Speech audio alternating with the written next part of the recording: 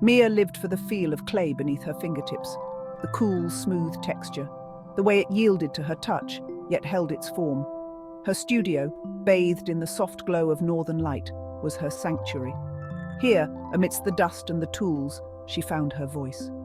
Each sculpture she created was a piece of her soul, imbued with passion and painstakingly crafted. Mia poured her heart into every curve and line. She sculpted figures from myth and legend, their stories whispering from the clay. Her hands danced, shaping dreams and fears into tangible forms. But a shadow lingered in the back of her mind, a need for approval that whispered doubts. One day, a renowned art critic visited Mia's studio. He was a tall, imposing man with a gaze that seemed to dissect everything it touched. Mia, nervous but hopeful, showed him her work, her heart pounding with anticipation. The critic examined her sculptures, his face unreadable. He offered polite nods, the occasional murmur of appreciation. His praise, when it came, was lukewarm, hesitant. He found her work interesting, her technique competent. But the spark, the fire he seemed to search for, was missing, he said. Mia's heart sank. The critic's words, though mild, struck her like a physical blow. She felt a familiar sting of self-doubt. After the critic left, Mia stood alone in the silence of her studio. Dust motes danced in the fading light, each one a tiny mirror reflecting her own insecurities. Had she been fooling herself? Was her work merely competent, lacking the brilliance she'd dared to dream of? The thought was a bitter pill to swallow. She looked at the sculptures surrounding her, each one a testament to her dedication and love. Doubt gnawed at her. But as the days passed, a quiet defiance began to stir within her.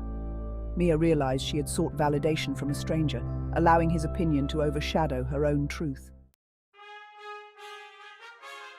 Section 4. A spark of defiance.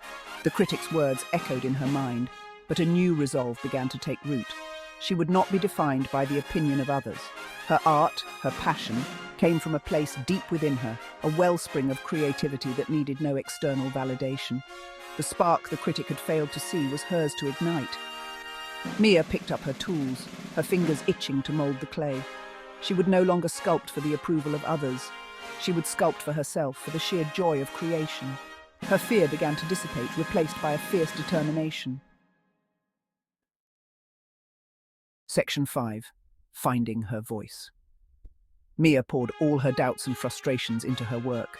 She sculpted with a newfound freedom, her hands guided by instinct and intuition. Gone was the hesitant touch, the need to please. In its place was a raw, unbridled energy that breathed life into the clay. Her sculptures, once hesitant, now pulsed with a vibrant energy.